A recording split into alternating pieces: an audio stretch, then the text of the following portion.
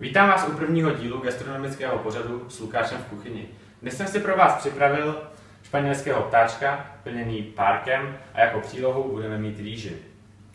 Ingredience, které na tento recept budeme potřebovat. Základní ingredience je hovězí maso. Je v podstatě jedno, jakou část hovězího koupíte, já jsem koupil tu nejlevnější. Je pravda, že bude trošku tuší, nicméně stejně to potom budeme klepat, takže se z toho vlastně stane hovězí maso jemný. Ježiši, teď mi to upadlo, pardon, ale to se nic neděje, my kuchaři říkáme, co se sebere do 5 sekund, jako by neupadlo, a kdyby vám na tom náhodou utkvěl nějaký chlup nebo drobech, jako například teďka mě tady, tak to takhle ofoukneme, trošku popucujeme a jakoby nic. Dále budeme potřebovat cibuli, sůl, pepř a nejdůležitější položkou je asi Maggi. Proč Maggi? Vlastně všichni víme, že Maggi to je prostě základní chuť. Čím víc Maggi, tím víc chuti a hlavně nebudeme potom později muset používat tolik kořenů. Dále budeme potřebovat špagát, nebo provázek na zatažení ptáčka a párek. Bohužel já nemám párek, koupil jsem burst, vůbec to nevadí, jediné, co musíte udělat, je vlastně burst nakrájet na 4 díly, aby jsme získali zhruba stejný průměr, jako je ten párek, a seřadit vlastně 2 díly toho burstu za sebe a bude to jako párek. Tak začneme. První takový základní postup je to, že si vezmeme vlastně náš kus hovězího masa, přikryjeme ho igelitovým sáčkem z toho důvodu, aby vlastně, až ho budeme klepat, tak aby se nám maso nerozlítalo všude po kuchyni, a je to taky z toho důvodu, aby se vlastně maso neroztrhalo. Já tady mám připravenou na klepání paličku. Kdybyste neměli doma paličku, můžete klidně použít kladivo. A zatím, co budu klepat maso, si uděláme malou přestávku.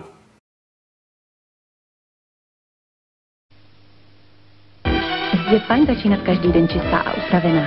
Jak ale zůstat svěží až do večera? Jsou tu Carefree, značkové slipové vložky, tenké, pružné a přizpůsobivé. A prádlo je krásně čisté. Tak jako ráno po celý den.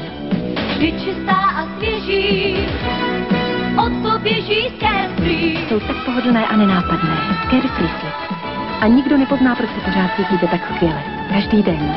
K dostání i svůní. Od to běží z Carefree. Mami, kdy už půjdeme ven? Počkej, ještě musím vyčistit záchod. Jen klidně běžte, Cilit bude pracovat za vás. Tak jdem. Nový Cilit působí déle. Dezinfikuje a odstraňuje veškerou špínu a usazeniny. Úplně. Cilit tu ještě je. A působil až doteď. Když pracuje Cilit, vy už nemusíte.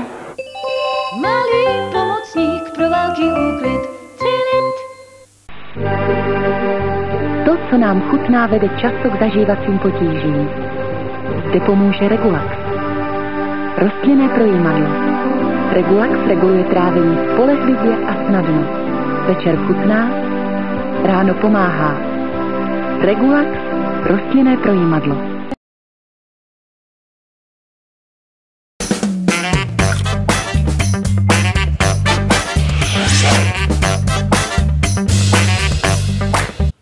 Doufám, že vám po reklamě ještě více vyhládlo. Bohužel jsem se tady zapovídal, jak je mým zvykem, a místo toho, abych maso naklepal, tak jsem ho rozmlátil v podstatě na úplnou kaši. To vůbec nevadí, neuděláme si ptáčka, ale uděláme si tatarák. Tím pádem nebudeme potřebovat párky, v mém případě burst, nebudeme potřebovat rýži, a nebudeme potřebovat Maggi, nebudeme potřebovat ani provázek. Vůbec to nevadí, protože stejně budeme potřebovat cibuli, sůl a pepř. Navíc budeme potřebovat hořčici, plnotučnou, polotučnou, nízkotučnou, je to úplně jedno, červenou papriku, žloutek, česnek, kečup, hodně kečupu a strouhanku.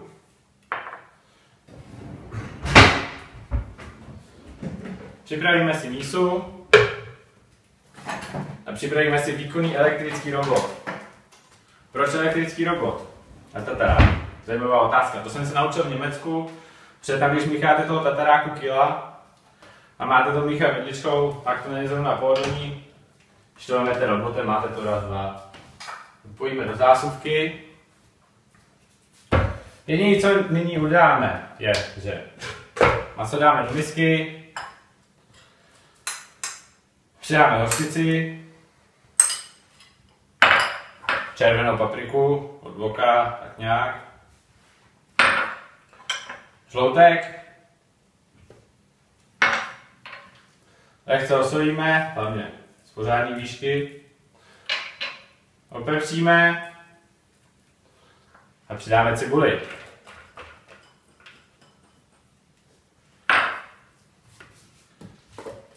Vezmeme elektrický robot, zapneme na první stupeň a mícháme.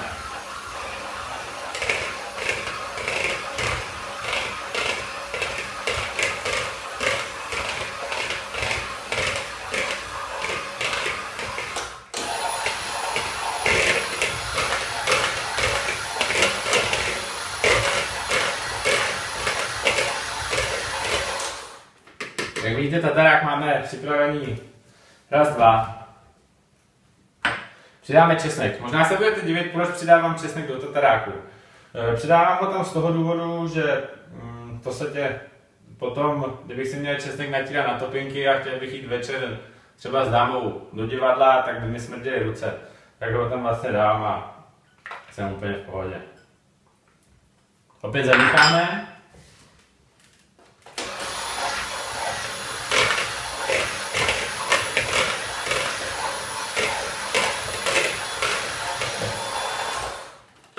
Pokud vám tatarák přijde trochu suchý, jako se to stalo teďka mně, přidáme trochu olivového oleje.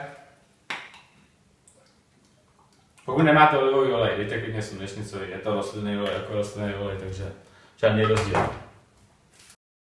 Zapomněli jsme přidat orchestrovou omáčku. Bohužel já orchestrovou omáčku nemám, mám jenom omáčku sojovou, ale to vůbec nevadí, protože barva je úplně stejná, takže to stejně nikdo nepozná a výsledná chuť bude stejná. A nakonec, má tajná přísada je strouhanka. Nejlepší je, kdybyste měli strouhanku ze Šumavy.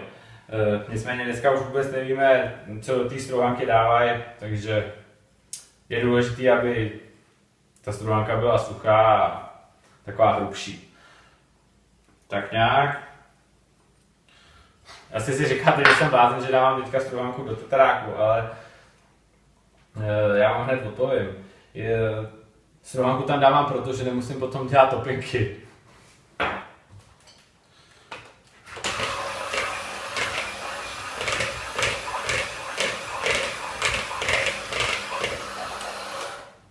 Jak vidíte, tak robotem je to opravdu rychle zamíchaný.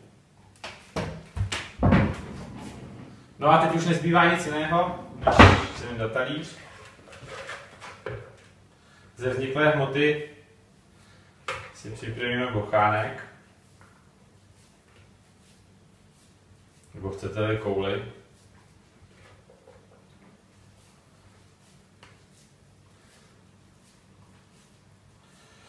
Kterou umístíme doprostřed talíře. Přece jenom jíme ji očima.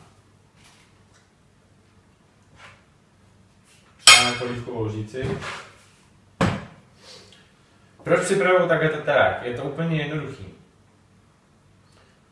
Naservírujete, nikdo se s tím nemusí dělat. Vezmeme si polívkovou lžíci a prostě jít. Dobrý večer a dobrou chuť.